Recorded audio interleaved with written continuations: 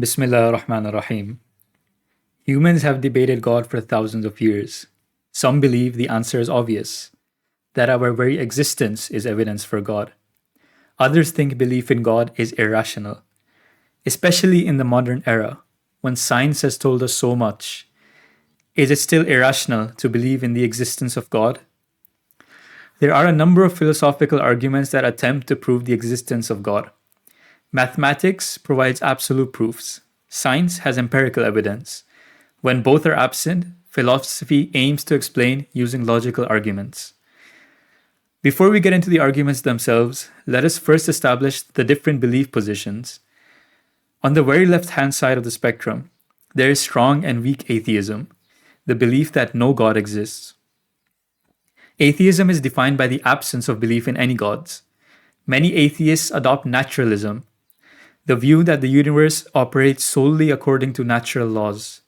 Further, rationalism is adopted to reach the truth, using logic and empirical evidence rather than faith. We can define atheists as of two types, strong and weak. Strong atheists actively assert that there is no existence of a God, while weak atheists simply lack the belief in a God, often due to lack of concern about the topic. Moving on with the spectrum, we have agnosticism, belief that the existence of God is unknown and possibly unknowable. God exists beyond our capacity for knowledge, neither explainable by math nor measurable by science. Therefore, we have no way of reaching a conclusion about God. Agnosticism is not a denial of God, but a confession of ignorance. Again, there are two types of agnosticism, strong and weak. Strong agnostics believe that the existence of a higher power is impossible to know. Weak agnostics believe that the existence of a higher power is currently unknown, but not necessarily unknowable. Next, we have deism, the belief that God exists but does not intervene with this universe. According to a deism standpoint, God created the universe, set it in motion, then withdrew and let it run according to the natural laws established. Consequently, religion is rejected by deists. Finally, we have theism, the belief in a God or multiple gods. There are again two types of theists, monotheists and polytheists, believing in one God and multiple gods respectively. And theists also believe that God actively plays a role in running the universe, unlike deists. Now that we have discussed the various viewpoints and belief systems that exist, let's now move on to the main discussion. Can we reach a conclusion about God's existence? Firstly, there is the issue of the very existence of this universe. In classical physics, events follow cause and effect relationships. Using this argument, everything that begins to exist has a cause. This leads us to the Big Bang, the event that marks the beginning of this universe. According to the law of cause and effect, the Big Bang too should have a cause. Yet, science fails to explain it. Is it possible that the cause of the Big Bang was by God himself? Can we define that cause as a definition of God? Within this universe, energy cannot be created nor destroyed. It can only transform. Yet, the Big Bang necessitates the existence of energy, however small. One theory that aims to explain this is that this universe is an infinite cycle. The Big Bang caused it, the universe expands until it eventually slows down and stops expanding. After that, the universe will shrink and collapse into a singularity, which would then again cause the Big Bang, resulting in an infinite loop of recycled energy. Yet the question remains, what caused the universe? What created that initial energy? Surely there is an existence of an uncaused cause. If the universe is an infinite cycle, or there is an infinite chain of events leading to the very present moment, then the existence of the present moment leads to logical difficulties. If you trace the chain of causes, there has to be a cause without a cause, something which breaks this chain and allows math to explain our existence. And we can define that uncaused cause as God. This is an argument known as the Kalam cosmological argument, used by Al-Ghazali in his works. Since we have established that there is a need for an uncaused cause, let's move further. There can be a proof of God in the very physics around us.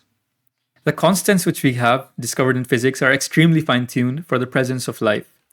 If the gravitational constant was a little more or a little less than what it is, this solar system could not exist and move in the harmony that it does. Further, the electromagnetic forces, which is the necessary force for the very stability of an atom, binding it together into a stable unit. Then we have the strong and weak nuclear forces. Strong nuclear forces counteract the electromagnetic forces, holding the nucleus of atoms together. Weak nuclear forces play an important role in certain nuclear reactions within stars, a key process to produce the elements necessary for life. These four forces make up the four fundamental forces in physics, each a precise constant in ensuring this universe as we know it is possible. Without such constants, stars wouldn't form, chemistry and physics wouldn't work, and life as we know it would be an impossibility.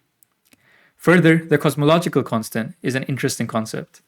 It bridges the gap between known physics and the reality of the universe. It is the force which acts against gravity to facilitate the expansion of the universe, finely tuned such that the universe can continue to expand.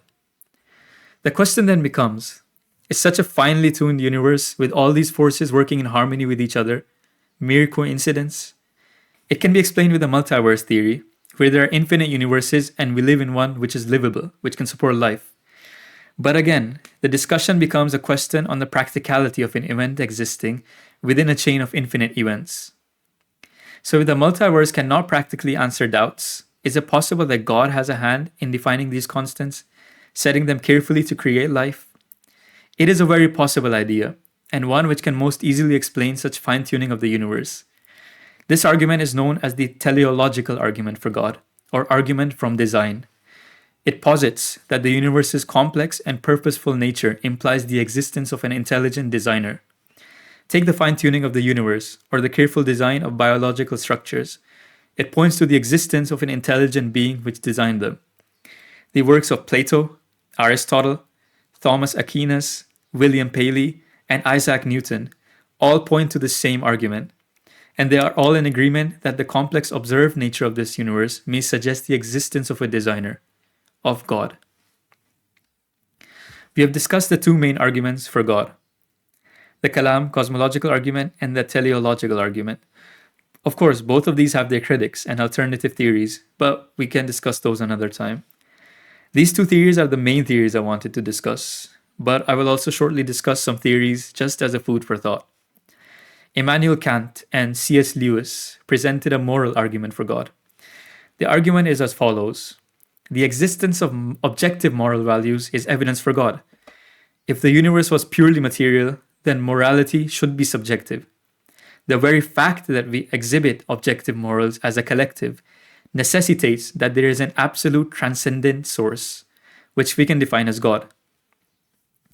And lastly, there's a very controversial argument, but it's a great food for thought. The ontological argument for God, developed by Saint Anselm and Descartes.